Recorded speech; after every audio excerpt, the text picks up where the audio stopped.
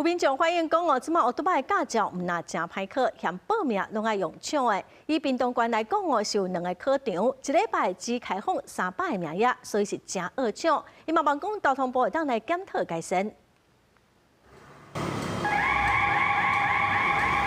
連啊到着線，警報聲隨咧彈。檢考官向路考的民眾講，等過一禮拜會當去訂報名訂考，但問題是即馬路考的名額，以屏東監理站來講，一天只有50個，愛早起8點佇線頂報名，而且一個月內名額已經滿，閣無候補制度，有人取消就浪費一個名額，民眾攏講足歹搶的。因為他是說，你若是這一次沒過，下禮拜可以再考，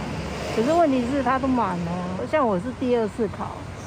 然後預約的時間已經排到下個月。你要提前1分鐘，然後把你的資料都複製好，然後在1分鐘之內全部複製貼上，然後之後才可以搶到。地方立委嘛接到鄉親陳情，以屏東縣來講，範圍足大，煞只有屏東監理站和恆春分站2個考試的地點。恆春一禮拜只開放1擺，名額只有15個，全縣一禮拜無到300個名額，明顯不足。另外，這幾年的筆試題目和路考條件變較難，訂考的人增加袂少。立委徐富貴嘛希望公路單位會當閣增加逐工的名額，趕緊消化人數。要多多練習題庫了